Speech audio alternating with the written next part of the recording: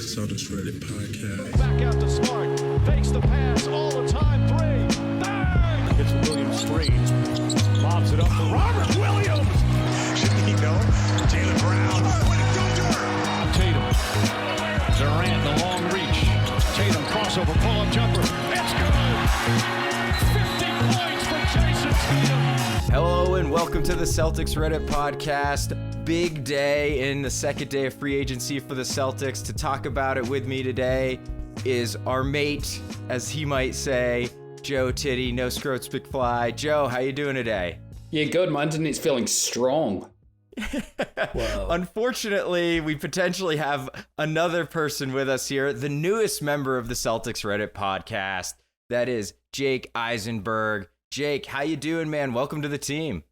What up? Yeah, doing well. I'm already getting bullied by the rest of the team for my weak internet, apparently. So I'm gonna have to work on that. Either new internet or just get thicker skin. Not sure.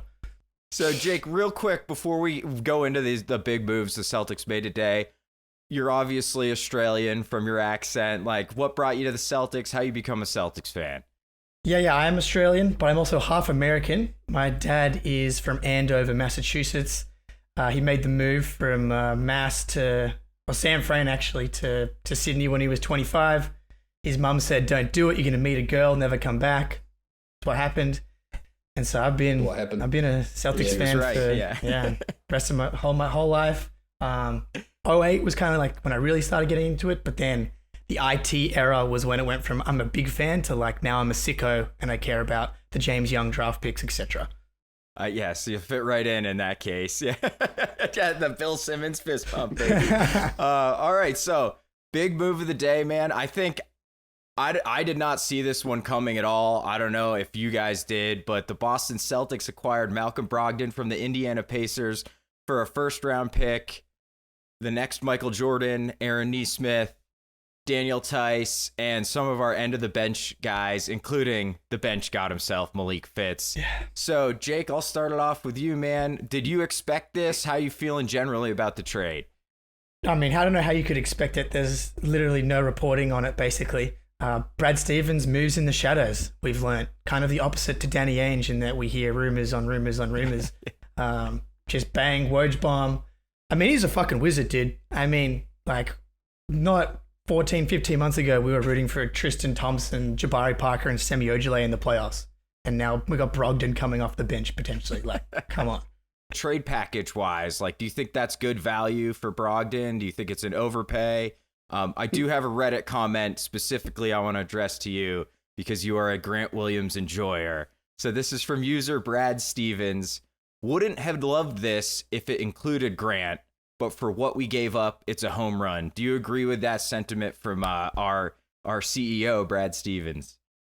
Do you remember back in like uni or even high school when like the teacher asks a question that everyone knows the answer to, so no one answers?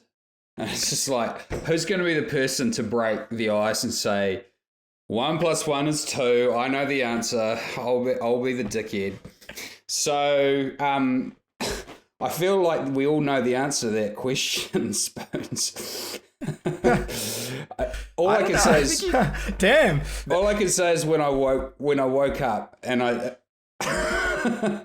spicy today. I woke up, check the old Twitter, as is my custom, pretty early in the morning, and we're going through it, and we're like, oh, shivers, we traded for Brogdon? Oh, I wonder who we gave up. And then I'm like, who do we give up? Oh, no one.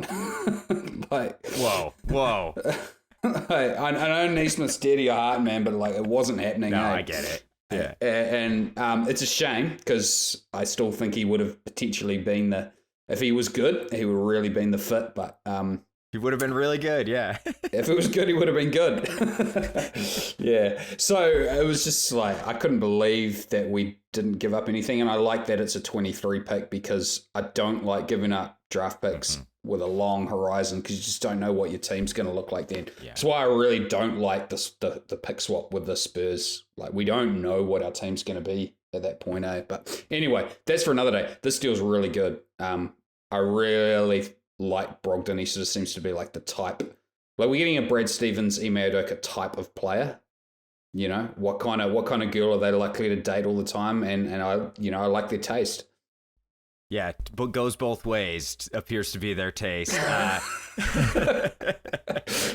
I will say, to play devil's advocate, because I agree, Joe. I think this is a home run. I think this is a home run deal. But Adam Taylor of Celtics blog, very respected in sort of our universe, hates the trade. Thinks Brogdon's injury history is just too much, and giving up a pick is, the replacement value of who you could get with that pick instead of Brogdon. Maybe not as good of a player, but someone that will be there at the end of the season. So again, I don't really agree with that. But I mean, Jake, do you have any concerns with Brogdon's injury concerns at all? Yeah, I mean, you should have some injury concerns. That's why we got him for, I won't say free, considering how much Neesmith meant to you. I was a big Tice guy, so that hurt just a little bit as well.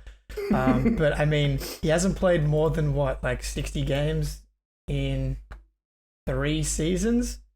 He's played more than 60 once in 4. Yeah, so yeah, one time he played 64. Yeah, yeah. So that's a concern, but I think all you need to do, they've got a job on their hands, this training staff between Rob, Al, and now Brogdon, to manage these guys through the season to get them to where they need to be when come playoff time.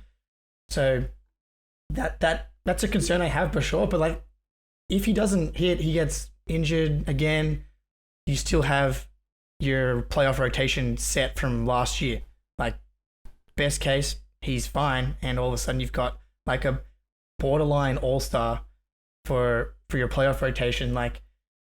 If he's healthy, he's giving you 90% of what DeJounte Murray's giving you for a quarter of the price. No brainer. Less than the price. Yeah, so I got some stats for you guys, Joe. I want to bounce off you. Brogdon has been top 5 in drives per game for basically since he became a starter. Last year, he was 4th with 18 drives a game. He shot 33% on catch and shoot, but the year before, he was at 44.4. Year before that, 37%. So he does seem kind of like maybe Derek White with a jump shot. I have not watched a lot of Pacers, I will admit. I really only know him the games that we play against them. But Joe, what's your thoughts on his fit? I saw some talk maybe he'll be in the starting lineup. Bless you. Sorry, fellas. Yeah, maybe he'll be in the starting lineup. Looks like the maybe he comes spice off the of bench. my take still kind of working its way through your system there, Spoons. I know, you're literally killing me with these takes, Joe. So where do you think Brogdon fits in on the team? That's what I'm trying to get out. I remember he had a pretty good 2-man game going with Sabonis. And I also remember Al Horford having a really good 2-man game with Kyrie, just bringing him for threes. So I would look to see him use in combination with Al a lot. I honestly wonder whether the long-term future for this team is actually Grant starting over Al, and then Al and Malcolm Brogdon kind of anchoring the second unit, and potentially them both likely to play over other guys in crunch time.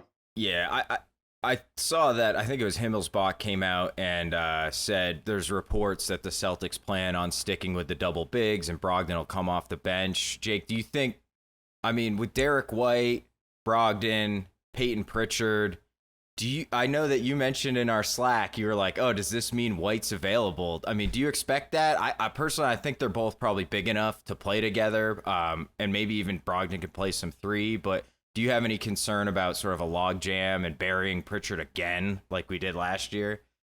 Yeah, when the trade happened, my head is just spinning, because it comes out of nowhere. You haven't thought about the fit at all, whereas some of the other guys I've been thinking about how Hurd is going to fit in, all these guys, and I haven't thought about Brogdon in the slightest. But I think White, now it gives you flexibility. If a trade pops up, including White, you can do that. But I don't think that that's something that they're planning on doing. I think Brogdon's big enough where you could probably run a Brogdon, Smart, White lineup. Like Brad Stevens has done plenty of 3-guy lineups that include Isaiah Thomas, right? And so I wouldn't be too worried about that. He gives you so much lineup versatility But Pritchard, man, I mean, he makes 10, assuming we get Gallo. Yeah, his minutes are probably going to be down again. But again, Pritchard is like nice little Brogdon insurance if there is any injury stuff throughout the year. I like that call on Grant starting.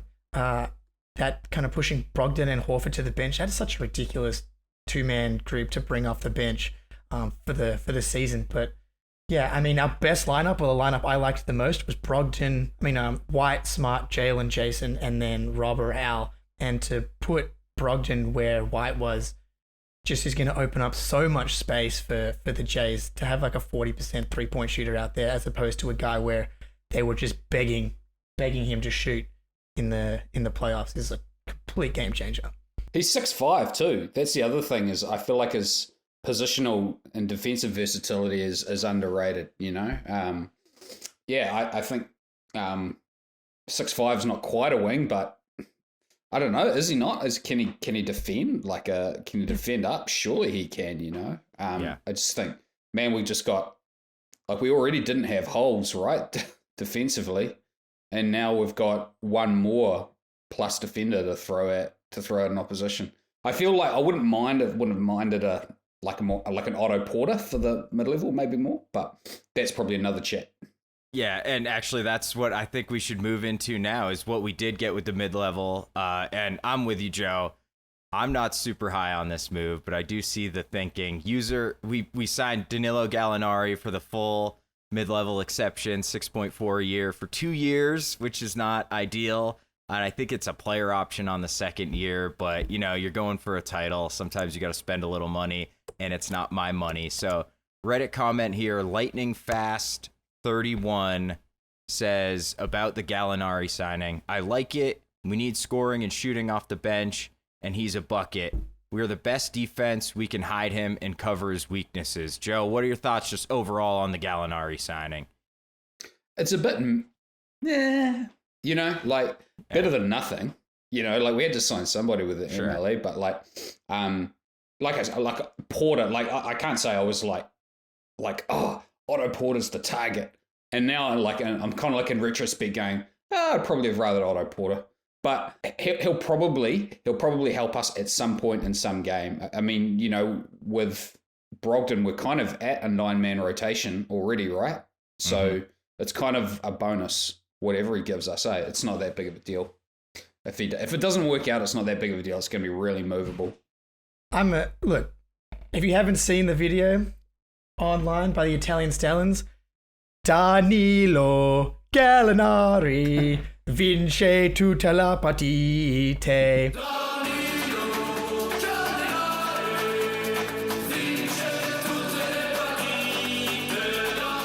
You have to go check it out. It's going to get you all in on the Danilo Gallinari signing. I believe that translates to Danilo Gallinari wins all the games. So like, if that's not enough, I don't know what to tell you. But look, the taxpayer mid-level exception just isn't a great asset.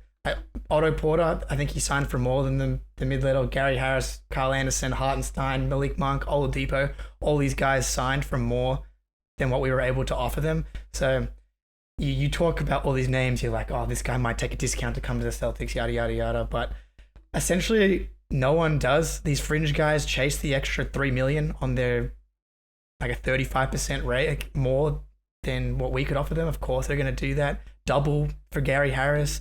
Like, these guys are not going to come for less than that unless they're older, which is kind of what we got in Gallinari. Can I put a theory? Maybe like part of our reticence about the signing is that he just kind of plays a little awkward. You know what I mean? Like, he's sort of always on the verge of falling over when he's dribbling. He like has a really flat jump shot. He jumps forward pretty hard out on it. You know, he just doesn't look that smooth with it. And maybe we're kind of prejudiced against guys that don't look like real cool playing basketball. You know, he looks a bit fat. Like, he looks kind of like how I feel like I would look if I had to squeeze into an NBA uniform, and plays probably quite similarly. And actually, I think that Gallo used to be like a free throw merchant when in his prime, and I think that's a big part of it. He was almost like Pierce, and he had the sort of like less graceful than Pierce, but he did have those like herky jerky moves and like stops and starts, and all those bullshit pump fakes and get you in the air and jump into. He used to do all that shit. He's dipped a little bit athletically, so he can't get away with it as much. Doesn't lead to fouls anymore as much, so it just kind of looks ridiculous, like you were saying, Joe. But yeah, I mean, he's a fucking gunner from three, and he's a gunner from three, and he's big. He's like 6'9", 6'10". So I'd be interested to see maybe he might play a little five even at times against certain teams, and January. The Timberwolves, or maybe not. The Timberwolves are always my team of like they suck and you need someone to score who's like Tatum's taking a day off or something, but not the Timberwolves. We'll say the Pacers are in town. Aaron Nesmith and the boys are in town. Gallo can get you 25 on a night like that, right? And just kind of keep Tatum and Jalen's minutes down that game. And I think that's really where his value comes in. I don't see him as a playoff contributor. I think the value... And actually, I kind of got roasted on Twitter for this, Joe, so I'd be interested to hear your thoughts. Like, I thought the whole reason we got to the finals was there was no one to attack. And if Gallo's playing 15 minutes a night, I have a feeling he'll get attacked every second he's on the floor. Absolutely. That was our identity, right? It's like, you are going to have to beat somebody really, really good one-on-one. And now you don't have to. Jake, Tysonberg seems like you might disagree. I think please you can get away with having one bad defender in your 9-man rotation, like Tyler Hero, Jordan Poole. You can, if you're surrounding them with elite defense, you can get away with 10 to 12 minutes. And that's all it is. Maybe like 10 minutes where he knocks down 2 threes, where Jalen and Jason don't have to play 46 minutes for 3 rounds in a row. That's all. And especially in round 1, when we're going to be the 1 seed anyway, and we're playing the Hawks or whoever it is, just give me some Gallo. Get some Gallo in there when we're playing, the Sixers round 2. I appreciate the confidence that we're definitely going to be the 1 seed. I think we got a pretty good shot at it, that's for sure. But you never know. I will say that. So, I don't know. Do you guys have any more thoughts about Gallo? I think it's a signing that makes sense. To your point, Jake. I mean, the taxpayer mid-level, lots of these guys are weighing like 5 of them, right? Because everybody can offer the same. All the contenders can offer the same amount of money. So we could have done worse, I think, is where I kind of come out from it. Yeah, to Jake's point, I mean, you get away with it. Sure, you can get away with it, but you can't be what the Celtics were. The whole point was there was almost nobody to get away with, so it's a change. It's a slight change in identity, which doesn't mean it won't be more effective in spots. But, if he's playing a significant role, in the playoffs, we aren't the same. We don't have the same identity, would probably be my point there, which it may be an improvement, but it's a different thing. Right. Yeah, absolutely. And, you can always cut his minutes as the playoffs go on once the games get more high leverage, but we'll see. It'll be nice when he drops 30 randomly some game in December, and Tatum's off or off for 2 months to start the season as he always does. So before we wrap up here, fellas, we still have only 11 guys on the roster, so at the very least, we're going to have to go out and and I believe that includes Hauser, so we're going to have to go out and fill out the roster. So let me throw some remaining free agent names at you that maybe are gettable with the minimum, and just give me your thoughts on them. And I think should we go thumbs up, thumbs down? Thumbs up, thumbs down. It'd also be nice if you talked about him, so nobody wants to hear me talk the entire time. Just a quick instant reaction. And I'll just rip off I'll read off 40 names in a row, boys. Let's go. All right, so the first guy we've been linked to him. What are we thinking on Thomas Bryant? Let's go, okay, Thomas Bryant. So if you're listening, because this is also if you're listening, this is also a podcast, actually mainly a podcast and not a YouTube show. We all went thumbs up there. Jake, what's your thoughts on Thomas Bryant? Look, this goes back to the move that broke first yesterday. I think that, it really hurts now that Tice is gone. DeAndre Jordan to the Nuggets, that just is it emphasized even more now, No, I'm just Just kidding. You guys don't know me well enough to know that I was joking. So should have laughed. League changer right there. Yeah, I gotcha. Sorry, man. Sorry. My bad. I was like, is this guy from like 2011? What's going on? Look, I love Thomas Bryant. I think it's a high upside kind of move. I really liked what he was doing before he did the ACL with Washington. You have Cornette, who I actually think can be pretty serviceable, do like a pretty good Tyson impression. He's 7 foot tall. He does this thing where he just jumps even to contest a shot, even though he's like 8 feet away, which always makes me laugh. My girlfriend calls him Big Bird, and I can never get that out of my head now because it's really accurate. But yeah, or Montrezl Harrell. I don't know what's going on with him. Like, I know he got caught with like a pound or two of weed. Whoa. Yeah. We are on Thomas Bryant. I'll get there, Jake. Sorry.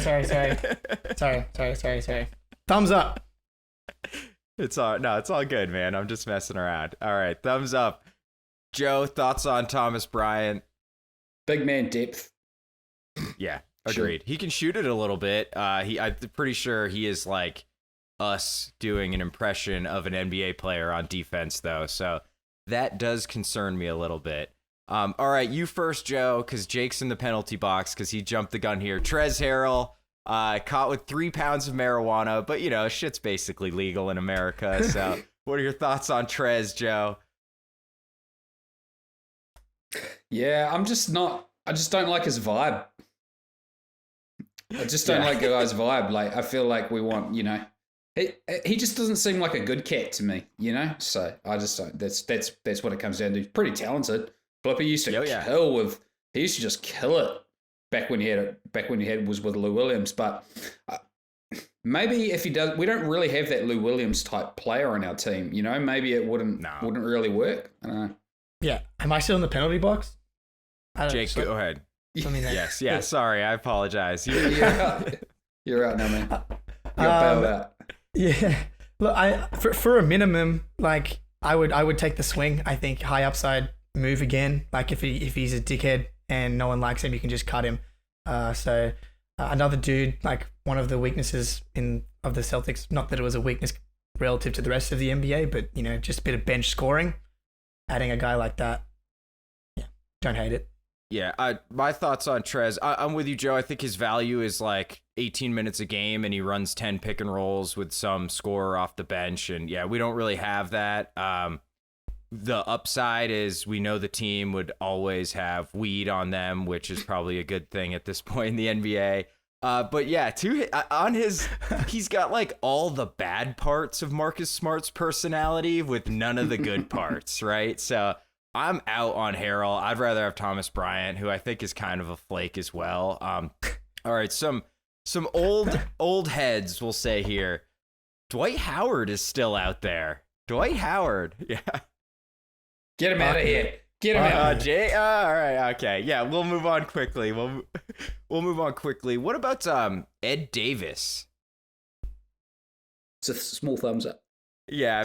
Minor thumbs up. Yeah. Why, Joe? Once again, it's big man depth. I think we're a veteran team now. I think we probably do want to favor older players over younger players. You know, I don't want to jump the gun here, but there's a couple other names that are similar to me.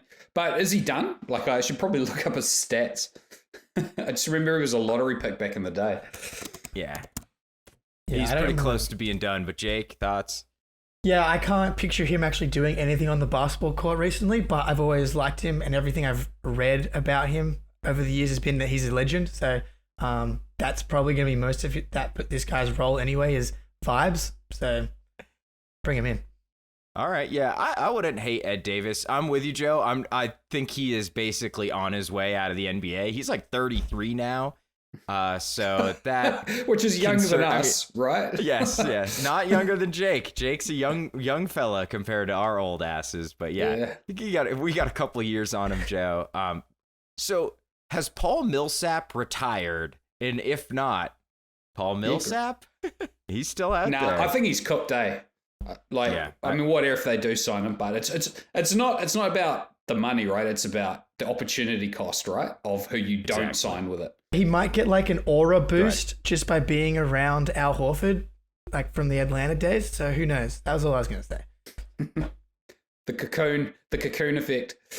Yeah. If we're banking on aura boosts, I'm not sure it's worth a roster spot. So, Gorgie, I'm totally butchering his name. Gorgie Dang.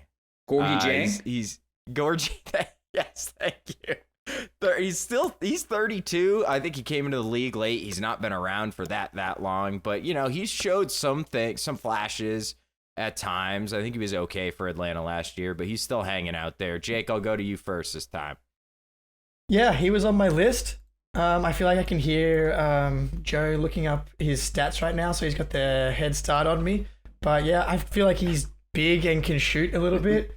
Again, 32, 6'10". Yeah, again, big man depth.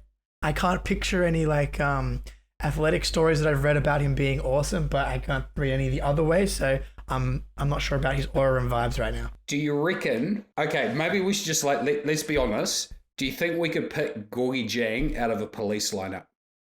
Of other 6'10" guys. Probably not. Probably not. So I think the strength of our opinions, should be weighted accordingly.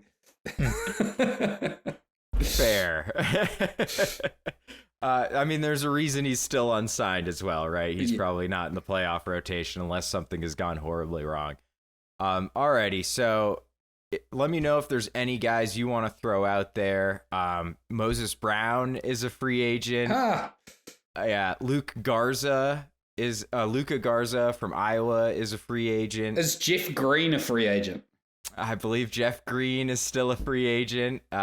So could use some wing depth. He's no worse than he was 5 years ago, man. He's the same dodo. He has played a little center for the Nets, too. One named Bismack Biyombo is still out there. My guess is he'll probably end up back with Phoenix, but Bismack showed he can at least eat some minutes up in the playoffs this year. So any of those names do anything for you, Jake? Yeah, not really. I mean, Jeff Green, how can you not? But Ben McLemore is probably my number one wing depth guy that we is still out there, I believe. I think Jeremy Lamb's a free agent. He used to be able to score. Are we allowed to talk about TPE targets, or are we just assuming that that's too rich? Here's my thoughts on that, Joe. If somebody's not making a lot of money, I think it's probably reasonable to expect we might go after him, but there's no way in hell, some of these guys that we were banking on making 17, 18 million, we're not going to do that. But if there's someone making 3 or 4 that you're aware of, I know PJ Washington's only making 6 or 7, maybe that's a target I would love, but I think with the Miles Bridges news, that's probably not going to happen. But yeah, Joe, is there anybody on your TPE list that might be available? I still like Duncan Robinson. I know that he's not a highly regarded defender. I know he's making. I don't even actually know if he does squeeze under our TPE. I should probably check that. No, he does. He does. He does still. Yeah, he's just 17. Yeah.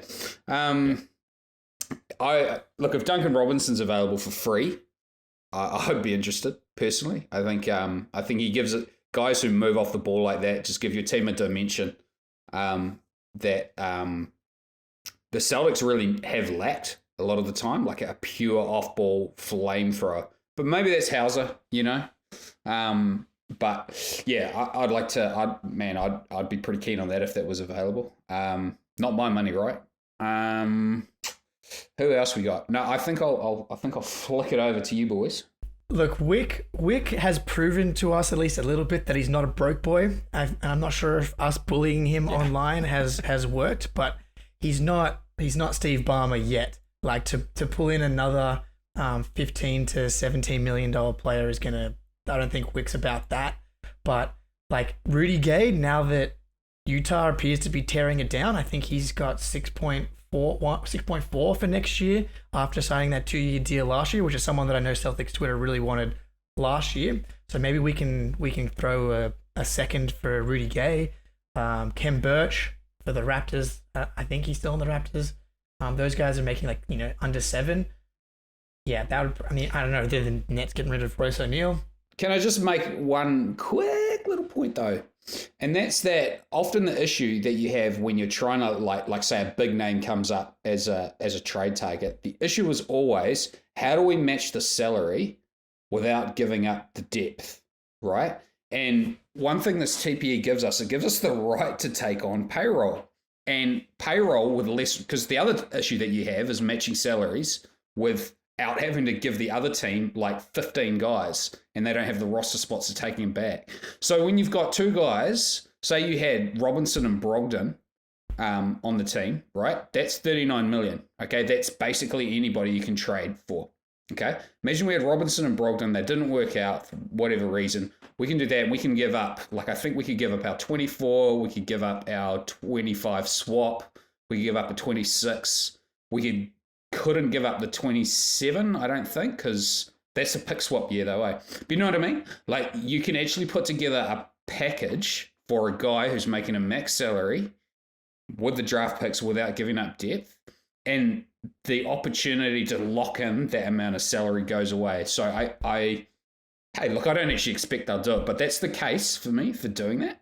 Yeah, it's sound thinking as far as preserving the TPE as an asset. Essentially, Right. You roll it over with someone's salary. Right. That might be a hard sell to Wick, but man, if we just took Duncan Robinson and tossed them Miami a couple seconds for their troubles or something, that would be a loaded 11-man rotation. I'm not the hugest Robinson guy, but even though he had a down shooting year, he was still flirting with 40% from 3 on high volume. So that's a guy that can absolutely contribute even if he's overpaid. And yeah, I agree with the logic, Joe. That preserves the salary slot for future trades as well. It's hard for us to know who's going to fall out of the tree when this Kevin Durant thing goes down, right? And someone's going to need somebody to take some salary for them, and that might just be us. Joe, it's interesting you say that. One guy who kind of fits the bill here, I think Seth Curry is on 8 or 9 million. So I wonder if that might be a guy they'd be willing to dip even deeper into the tax for. And you could even kick them back. I mean, we really don't have any players right now that we'd be willing to include as just kind of cost savings measure. But, even an empty roster slot costs you like $1.5 million a year. So if you're looking at the difference between that and Seth Curry, that is not a lot. Yeah. So, yeah, I think it's like $3 for every million, though, every dollar at this point for Wick, and so he's going to be like, yeah, it's only 7, but it's actually 20. Is whatever. Have we triggered that repeater thing yet? Because we were under the tax last year, right? So we're just dollar for dollar right now, or is it? I mean, I don't know it well enough, but I was just listening to something today where I think yeah. So how it works is basically there's bands that are, it's like dollar for dollar, then 1.5x, then 2x. And then when you trigger the repeater, I believe it like multiplies the bands. So it'd be 2 and then, 2.5 or 3 Gotcha. and then 4 or whatever. So that's my understanding. Take that with a grain of salt. We'll have to go back and listen to the episode we did last summer where we went through this stuff and I had actually researched it before getting on, unlike tonight. So couple of old friends still out there. Rondo, Avery Bradley, my worst enemy, Tristan Thompson, still out there. Hassan Whiteside still kicking around. I don't know. He used to be a guy Celtics fans love. Were either of you big Hassan Whiteside guys like 4 years ago? never, Nah, man. never. Nah. God, no. Like Drummond as well. Like that was another one that Celtics Yeah, fans I thought we're getting home, couldn't eh? stop talking about. And we were proven so right. Like he went from making 20 million to 3 so fast, and for multiple years now. Yeah, he was like an all-star and then a minimum guy in like 6 months, basically. All right, fellas. Well, is there any other names you want to bounce off us? Anything else you want to, any takeaways from the day overall? Joe, overall, just in general, are you happy with what we did in day 2 here? We're set to rip up the league. We really are, man. I know there's other good teams out there, but like top to bottom. And we also have, actually, there is one other thing I want to bring up. you know what the most underrated like attribute for an NBA player is? It's emotional stability. Because like we're seeing what's happening with the Nets right now. We just get two fundamentally unstable characters, and it just wrecks the team. And I feel like without knowing these guys personally, it seems like we're loading up on emotionally stable players with a Marcus Smart or someone in there to just, you do need a little bit of an engine, you know? Yeah. But in general, I don't look at anyone on the Celtics and think, gee, that guy's like a risk of really throwing things off or not accepting his role. I you know what I mean? Like, I don't think Brogdon, I think one of the beauties of him is I don't think he's threatened by, he doesn't have to be a starter, I don't sense. You know, I sense like we've got a natural kind of hierarchy in the team, and that's a really healthy thing. So I like our emotional stability. I don't know how you quantify that. Yeah. We've got a lot of we're quite low in emotional beta right now, I feel. Yeah, and I think Tatum and Brown are very stable stars, right? Like, they never complain. You never hear them bickering to the media. So, except Jake, on the court. Any thoughts? Well, you know, all NBA players bitch on the court. Tatum just takes it to the next level. But, Jake, any thoughts on what Joe just said or overall takeaways from day 2? I love that point. Bringing in Brogdon, that's, I think, a very underrated part of him is that he is emotionally stable. We have 3 vice presidents of the Players Association now, if I'm not mistaken. Yep. So any labor disputes, I can imagine them all being any results favoring the Celtics. And underrated thing is that him and Jaylen Brown are pretty tight, I believe. Like, I remember Jaylen drove 15 hours to Atlanta to protest with Malcolm Brogdon. So one, Brogdon being a social justice advocate is just super cool and awesome. But the fact that he's tight with Jaylen Brown cannot be underestimated when Jaylen's going to be a free agent soon. Bringing in someone that he's super close with, whose contract extends past Jaylen, that's just, Brad Stevens, man, he's ticking a lot of boxes here.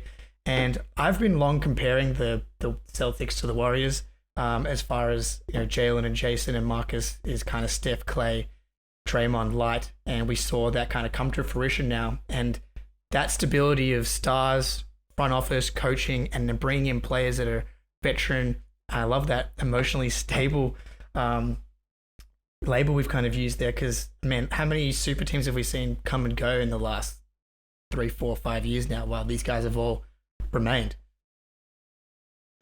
Yeah, absolutely. And I meant to do the math, but Kyrie and KD played 44 games together in the last 3 years. I bet you the Jays have played almost that many playoff games in the last 3 years together. Easily. So that's going to do it for this one, folks. Joe, thanks as always for joining us. Jake, excellent rookie debut. We really appreciate it. Like I said, we're very, very happy to have you on the team, man. I know we'll be hearing more from you as the offseason progresses. So that's going to do it. Wayne Spooney, Joe, Jake, we're out.